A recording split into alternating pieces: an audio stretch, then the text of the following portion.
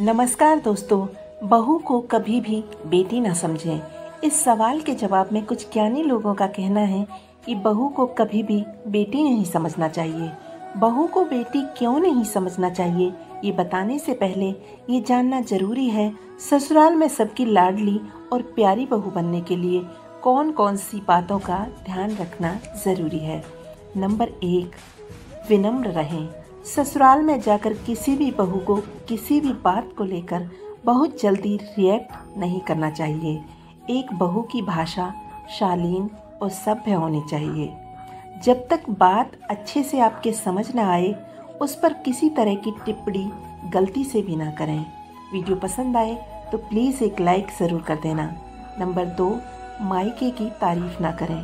बात बात पर ससुराल में अपने मायके की तारीफ करना और ससुराल की चीज़ों में कमी निकालना ससुराल वालों के दिल में आपके लिए नकारात्मकता पैदा कर सकता है।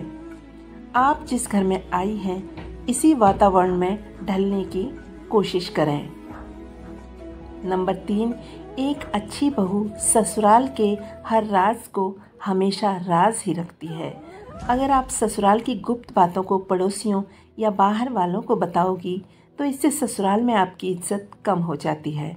नंबर 4, पति को केवल अपनी धरोहर ना समझें।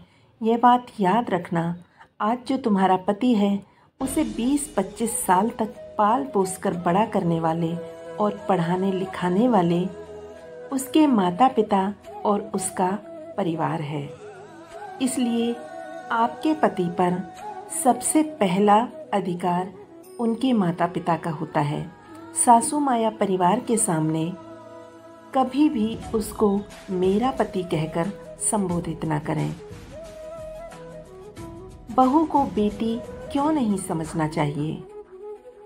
कुछ अनुभवी लोग कहते हैं, जिस दिन सास बहू को बेटी कहने लगेगी और बहू सास को माँ समझने लगे तो सास और बहू का ये रिश्ता 2 साल तक भी नहीं चल पाएगा, क्योंकि एक बेटी अपने मायके में माता पिता को आदेश देती है।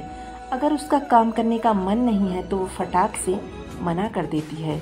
अगर उसकी मनपसंद चीज़ ना मिले तो वह चीखती और चिल्लाती है। परंतु अगर वह ससुराल में सास के साथ ऐसा व्यवहार करेगी तो